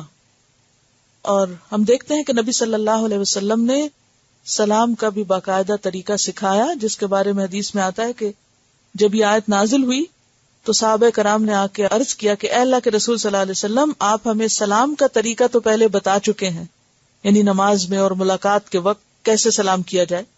تو اس کے جواب میں پھر آپ نے درود کا طریقہ بتایا کہ صلات کیسے بھیجی جائے آپ پر. اور اس کے بارے میں بہت سی حدیث کی کتابوں کی شرحوں میں، تفسیروں کی شروحات میں بہت کچھ لکھا گیا درود شریف پر. اور الگ کتابیں بھی لکھی گئی ہیں، جن میں ایک مشہور کتاب امام شمس الدین سخاوی کی کتاب ہے القول البدیع فی الصلاۃ علی الحبیب الشفیع، اور اس میں آپ صلی اللہ علیہ وسلم پر درود کے فائدے بتائے گئے ہیں. اور اقبال کیلانی کی ایک کتاب ہے درود شریف کے مسائل، تو اس کو اپنے ہوم ورک کے طور پر لکھ لیجئے کہ اس کی کچھ احادیث اپنے بچوں یا کسی کے ساتھ بھی شیئر کریں تاکہ درود شریف کی عادت پڑے. اصل بات یہ ہے کہ سب سے بڑا بخیل اس کو کہا گیا کہ جس کے سامنے آپ کا نام لیا جائے اور پھر وہ آپ پر درود نہ بھیجے. اور بھیجنے والے کے بارے میں کیا فضیلت آتی ہے؟ سیدنا انس کہتے ہیں کہ آپ صلی اللہ علیہ وسلم نے فرمایا، جو شخص ایک بار مجھ پہ درود بھیجے گا اللہ تعالیٰ اس پر 10 رحمتیں بھیجے گا، اس کے 10 گناہ معاف کیے جائیں گے اور 10 درجے بلند کیے جائیں گے. آپ دیکھیے کہ جب ہم استغفار پڑھتے ہیں تو اس سے کیا ہوتے ہیں؟ گناہ معاف ہوتے ہیں. کہ درود شریف سے گناہ بھی معاف ہوتے ہیں، درجے بھی بلند ہوتے ہیں اور نیکیوں میں بھی اضافہ ہوتا ہے. ابی ابن کعب کہتے ہیں میں نے آپ سے عرض کیا اے اللہ کے رسول صلی اللہ علیہ وسلم، میں آپ پر بکثرت درود بھیجتا ہوں، میں اپنی دعا کا کتنا حصہ درود کے لیے مقرر کروں؟ فرمایا جتنا تم چاہو. میں نے کہا 1/4. فرمایا جتنا تم چاہو، اگر تم زیادہ کر دو تمہارے لیے بہتر ہے. میں نے کہا آدھا. فرمایا جتنا تم چاہو، اگر زیادہ کر دو تو بہتر ہے. میں نے پوچھا 2/3. فرمایا جتنا تم چاہو اور اگر زیادہ کر دو تو بہتر ہے. پھر میں نے کہا میں اپنی دعا کا سارا وقت آپ پر درود کے لیے مقرر کرنا چاہتا ہوں. فرمایا اب تو اپنے غم سے کفایت کیا جائے گا اور تیرے گناہ تجھ سے دور کر دیے جائیں گے.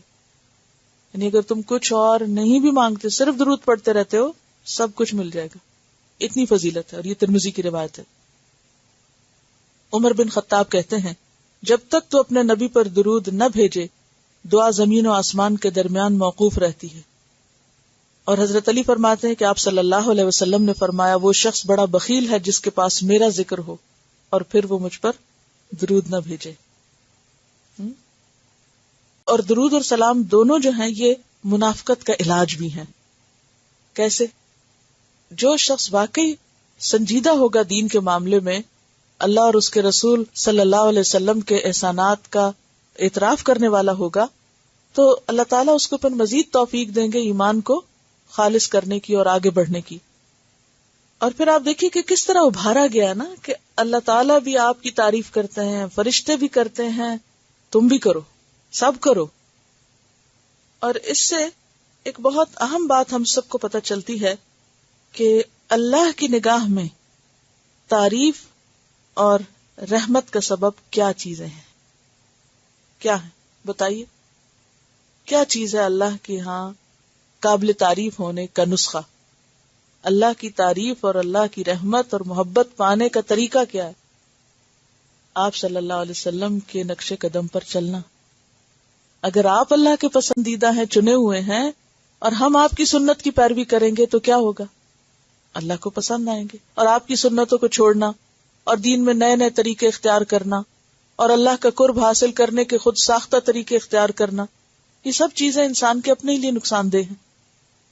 اچھا، کیا کسی اور کے لیے بھی درود پڑھا جا سکتا ہے؟ جیسے بعض لوگ حضرت علی رضی اللہ تعالیٰ عنہ کے ساتھ کیا کہتے ہیں؟ حضرت علی علیہ السلام کہتے ہیں. اور ایک مرتبہ آپ صلی اللہ علیہ وسلم نے ایک صحابی کے لیے کہا تھا اللہم صلی علی ابن ابی اوفا. وہ صدقے کا کچھ مال لائے تھے تو اس پر آپ نے ان کو یہ دعا دی تھی. اور بخاری میں حضرت موسیٰ کے بارے میں آتا ہے صلی اللہ علیہ وسلم. کیا یہ دعا صرف آپ کے لیے خاص ہے یا کسی اور کے لیے بھی کہی جا سکتی؟ خاص تو آپ ہی کے لیے ہے، لیکن دوسروں کے لیے بھی کہی جا سکتی ہے، لیکن ان کا شعار نہیں بننا چاہیے، لازم نہیں کرنا چاہیے. یعنی کسی اور کے لیے خاص نہیں کرنا چاہیے. ٹھیک ہے نا؟ کہ جیسے حضرت علی کا نام لے تو آپ ہر دفعہ یہی پڑھیں، باقی صحابہ کی نسبت ان کے لیے خاص کر لیا جائے اس جملے کو، تو یہ درست نہیں. اسی طرح کسی اور انسان کے لیے تو بیسیکلی تو یہ دعائے رحمت ہے، کسی کے لیے دعا کرنا ہے. جیسے قرآن پاک میں آتا ہے نا خذ من اموالہم صدقۃ تطہرہم وتزکیہم بہا وصلی علیہم ان صلاتک سکن لہم. تو یہاں بھی صلات کا لفظ آیا ہے دعا کے معنوں میں. تو دعا تو دی جا سکتی ہے، لیکن خاص صیغہ جو ہے ایک مخصوص انداز سے، یہ کس کے لیے مقرر ہے؟ نبی صلی اللہ علیہ وسلم ہی کے لیے. واضح؟ اوکے، آگے چلتے ہیں. ان الذین یؤذون اللہ ورسولہ، بے شک وہ لوگ جو ایذا دیتے ہیں، تکلیف دیتے ہیں اللہ کو، ورسولہ اور اس کے رسول کو. ان سے جو جملہ شروع ہو رہا ہے تو جملہ موقدہ ہے، تاکید والا ہے.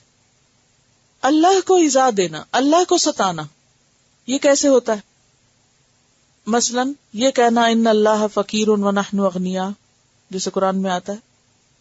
پھر یہ کہنا اللہ نے بیٹا بنا لیا، اللہ کو ناراض کرنے والی باتیں. پھر اللہ تعالی کے ناموں اور صفات کا انکار کرنا.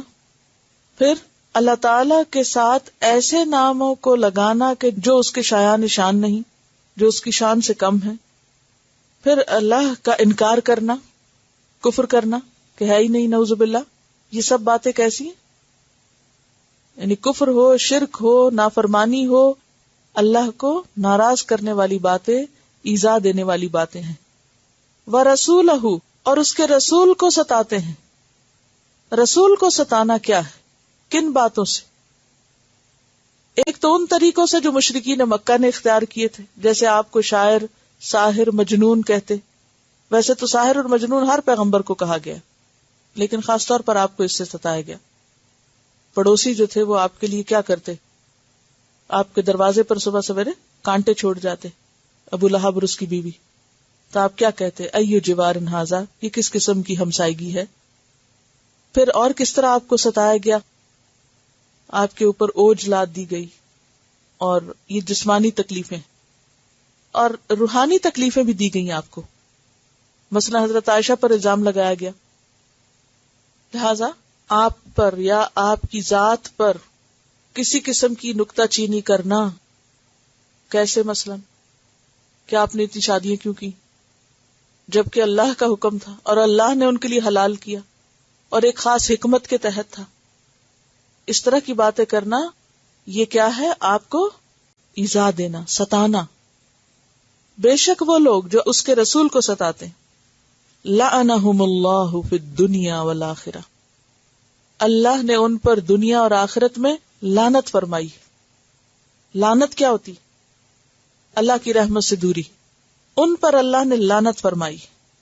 وَأَعَدَّ لَهُمْ عَذَابًا مُهِينًا، اور تیار کر رکھا ہے ان کے لیے عذاب رسوا کرنے والا، ان کو ذلیل کرنے والا. جیسے آتا ہے نا سورۃ دخان میں، ذُقْ إِنَّكَ أَنْتَ الْعَزِيزُ الْكَرِيمُ.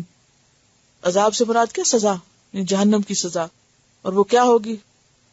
کہ ان کے سروں پہ ابلتا پانی ڈالو، اور اسی طرح ان کو گھسیٹا جائے گا اور مارا جائے گا اور پھٹکارا جائے گا. وَالَّذِينَ يُؤْذُونَ الْمُؤْمِنِينَ وَالْمُؤْمِنَاتِ، اللہ رسول کے بعد سب سے زیادہ برا کام کس کو ستانا ہے؟ مومن مردوں اور مومن عورتوں کو، ایمان والوں کو، جن کے ایمان کی گواہی دی جا سکتی ہو کہ یہ مومن، یعنی جن کا تشخص ایمان اور اسلام ہو. ٹھیک ہے، سمجھ رہے؟ یعنی جو دین کے حوالے سے پہچانے جائیں. مومن مردوں اور مومن عورتوں کو جو اذیت دیتے ہیں، بغیر مکتسبوا، بغیر اس کے جو انہوں نے کمائی کی، یعنی ان کے کسی قصور کے بغیر، انہوں نے کچھ بھی نہیں کہا، بے وجہ ان کے اوپر تانے اور ہنسی مذاق اور تمسخر کیا جا رہا ہے، ان کا پریشان کیا جا رہا ہے ان کو. اکتساب ہوتا ہے جان بوجھ کے کسی چیز کی ارادتاً کوشش کرنا. ایک ہوتا نا کسب، لہا ما کسبت وعلیہا ما اکتسبت، فقد احتملوا بہتانا واثما مبینا، پس تحقیق انہوں نے اٹھایا اپنے سر ایک بہتان. اور بہتان کا لفظ کس سے ہے؟ با ہا تا سے، با ہا تا، فبہت الذی کفر، مبہوت رہ جانا، ششدر رہ جانا. اور ویسے اصطلاح میں بہتان کیا ہوتا ہے؟ کسی کو ایسی چیز سے متصف کرنا جو اس میں ہے نہیں، یعنی کسی کے اوپر ایسا قصور چسپاں کرنا جو اس کا ہے نہیں. وَإِثْمًا مُبِينًا، اور کھلا گناہ، یعنی اس کے تو پھر گناہگار ہونے میں کوئی شک ہی نہیں رہ جاتا. جو مومن مردوں اور مومن عورتوں کو ستائیں، چھیڑ چھاڑ کر کے، بے سروپا الزام لگا کے، بدنام کر کے. اور عام طور پر یہ اذیت دوسروں کی طرف سے نہیں، بعض اوقات خود ہی اہل ایمان ایک دوسرے کو ستانے کا سبب بنے رہتے ہیں. اذیتوں میں بدترین اذیت کون سی اذیت ہوتی ہے؟ ہمسائے کی اذیت، ہمسائے کو اذیت دینا، ساتھ رہنے والوں کو اذیت دینا. کیونکہ جو لوگ ساتھ رہتے ہیں ان کو ستانا سب سے بدترین ستانا ہوتا ہے، چاہے وہ ایک گھر میں رہیں یا دیواریں ساتھ ساتھ ہوں. حدیث میں آتا ہے نا کہ اگر تمہیں اپنے پڑوسی کی دیوار پہ کیل بھی ٹھونکنا ہو تو اس کی اجازت سے ٹھونکو، کیونکہ وہ بھی اس کو ستانے کا باعث ہو سکتا ہے، اس کو پسند نہ ہو یہ بات. کوئی ایسی چیز راستے میں رکھ دینا، گاڑی اس طرح پارک کر دینا، یا شور ہنگامہ گھر میں کرنا، یا کوئی بھی ایسا کام کرنا کہ جس سے ہمارے ہمسایوں کو اذیت ہو. مثلا گھاس ہی نہ کاٹنا کہ دوسروں کے لیے الرجی کا باعث بن جائے، یہ بھی اذیت دینے میں آتا ہے. پھر گندگی پھیلانا کہ مکھیاں مچھر پلنے لگیں، کوٹ یارڈ صاف ہی نہ کرنا، یا کوئی بھی ایسے کام کہ جس سے ساتھ والے لوگ تنگ ہونے لگیں، جو بھی ہمارے کوئی ساتھ رہتے ہوں، چاہے ایک گھر میں رہتے ہوں، چاہے ساتھ ساتھ رہتے ہوں، چاہے اوپر نیچے رہتے ہوں. بعض اوقات ایسے ہوتا ہے نا کہ ہم اوپر رہتے ہیں اور کوئی ہمارے نیچے، اور ہم پرواہ نہیں کرتے کہ کیا پھینک رہے ہیں، چیزیں گھسیٹی جا رہی ہیں، دھم سے ڈالی جا رہی ہیں، پاؤں مار کے چلا جا رہا ہے، یہ دروازے پٹکے جا رہے ہیں. تو اس سے کیا ہوتا ہے؟ کوئی سویا ہوا اٹھ جاتا ہے اور کوئی ڈر سکتا ہے. تو بہت سی ایسی چیزیں ہو سکتی ہیں جن پر آپ غور و فکر کر سکتے ہیں.